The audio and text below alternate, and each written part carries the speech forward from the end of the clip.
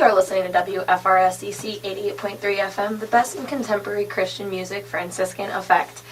Alright guys, so, in case you can't tell, I'm going to kind of keep this short and sweet this week, just because I've been battling a cold and I just got my voice back, so I'm not going to torture you with the sounds of sickness. But, I just kind of want to address some, post-Lent, Eastertide type themes. I'm not sure, and this has definitely happened to me, but has anybody ever experienced, maybe giving up something for Lent? Not necessarily stop eating desserts or give up coffee, which sounds dangerous, especially for me. But more like, giving up a habit or getting out of a habit or maybe taking on something and kind of not wanting to stop once we get to Eastertide. So for this Lent, I really tried to cut back on cell phone usage. Just, I know a lot of my fellow students here will relate, but, you use the Facebook page a lot to stay up to date on campus things. Students can find classmates and communicate with them about maybe assignment questions, tests, study guides. You can share links to Quizlets. But as far as non-school and work-related things on social media and with my phone, I really tried to cut back. And I'm not going to lie, I kind of liked it. It was interesting to see that, like, at the beginning of Lent, there was almost like this sense of withdrawal from constantly checking my phone or posting or looking at a Snapchat story or posting a Snapchat story. I'm one of those social media users where I won't necessarily post, but I will be on it to look at updates and stories and stuff, probably a lot more than I should be, let's be honest. So I really tried to cut back on just those times when I was just flipping through my social media feeds just for the sake of flipping through. And, I honestly should start crediting my mom as a writer for this segment, because all of the stuff that I end up talking about is either links or Lighthouse CDs that my mom will send me. So she actually sent me home after Easter with a CD called Living by Design, Not by Default. It was a talk by Father Michael Schmitz, I always say Schmidt, who, let's face it, is probably one of the greatest Catholic priest speakers that I've ever heard. But he gave these really good bullet points of reaching for the phone in what used to be considered just like natural gap time. If you're out at a restaurant with friends or a friend or a date and one of you excuses yourself to go use the ladies' room or the men's room, and like immediately our default is to grab the phone and just turn it on and flip through it. Not that this is a bad thing, but it's interesting. It's habits that we've learned. It's like he says, it's like a default. The first thing we do whenever there's a lull in the conversation, or maybe a time when we have to, when we're waiting for something. Another cool example that he gave was the elevator. You push the button for the elevator, and then you kind of have this 30-second to a minute, depending on the elevator, where you're just kind of standing there. And the default, especially for me, is you pull out the phone and you turn it on and you look through emails, or you start playing a game, or you're just like, oh, I wonder what's going on Snapchat. Again, I don't want people to misinterpret this as as an anti-phone segment of the show. No, it's more of like drawing attention to some things that I've noticed in my life with my phone, and kind of comparing it to things that I've heard other people talk about as far as, it goes with the phone, to the point where, I really am considering a phone cleanse, a social media cleanse, maybe just completely going off the grid for a couple months. I think this is like a title of a book. I forget the author, but it's literally breaking up with your phone. One of the cool things, though, about the way modern technology has gone with smartphones, and even just with phones in general, the cell phone, is I know a lot of us here live in different states but go to school here, so to have that connection back home, kind of like that immediate contact with your family back home, is a really nice feeling.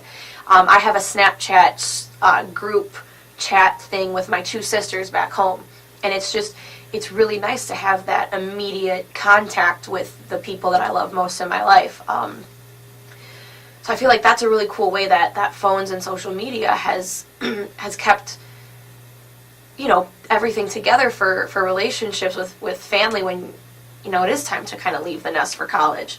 So it's also really cool to have access to Blackboard on my phone as soon as my professor grades an exam or an assignment that I turned in. It's really cool to go on Blackboard and kind of get that update in real time when I got my grade, when you're sitting in your room huddled in the corner with a chocolate bar trying to figure out, did I pass, did I fail, all that fun stuff that we go through post-midterm, post any exam, which reminds me finals are coming up, and I'm nervous now, so good job, Taylor. That was a little bit of a off-topic thing, but that's what happens in my brain sometimes. It was, again, I can bring it on home now. It's with this default to kind of, pick up your phone last thing before you go to bed, and it's the first thing I grab in the morning. It's my alarm clock. It has my music. It has Netflix. It has capability for Hulu, games. So personally, I see, at least in me, this kind of almost dependent, not like a dependency, but the default to where my phone is what I go to. And I think what people have to be careful of, and again, me especially, is sometimes you have all of these digital relationships. You have kind of like this filter, this constant filter, where if it's getting in the way of the physical relationships that you can have with, real life people in front of you, then you kind of have to take a step back from it, I think, and really discern if the Lord is calling you to kind of a detox. I think one of the thing that a priest told me that really stuck with me once was that, Lent is kind of this required time of penance and abstinence from things, and a little bit of a lot of suffering. It's supposed to, a good Lent is a hard Lent. But something that he told me was that you don't always have to wait for those specific 40 days to kind of find your desert. It's okay if you feel the Lord is calling you to this, maybe it's time to go into a desert for a little bit and just become closer to Him.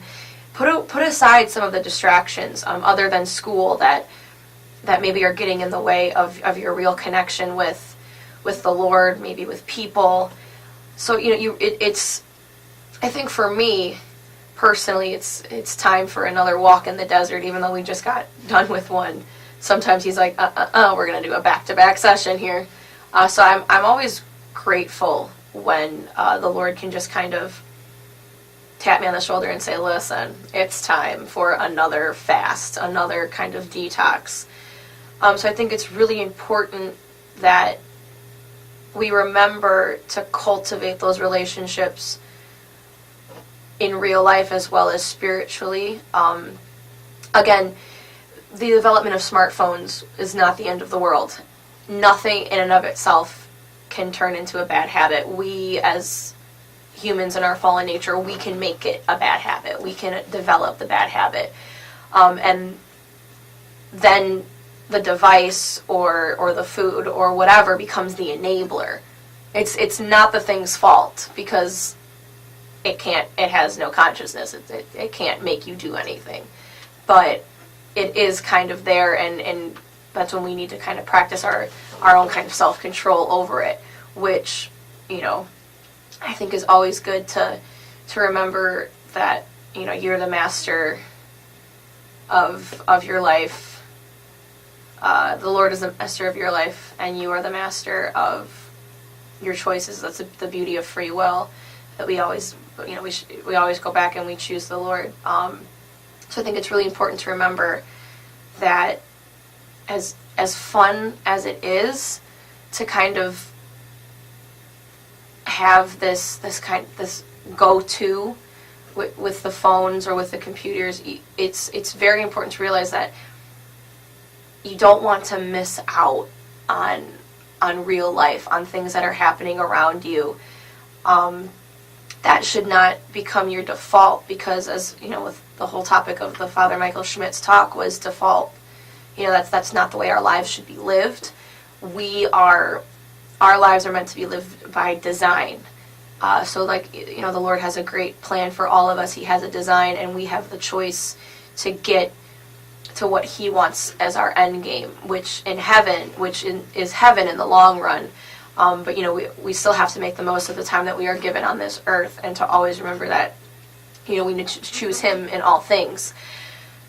So I think it's really important to remember that behavior and habits should not be a default. They should be something, everything in your life should be by design. It should be meant to make you the better version of you, and to make you the better soldier and saint of Christ, because we're all called to greatness. I think one of my favorite quotes ever is, you know, the world offers you comfort, but you are not meant for comfort, you are meant for greatness.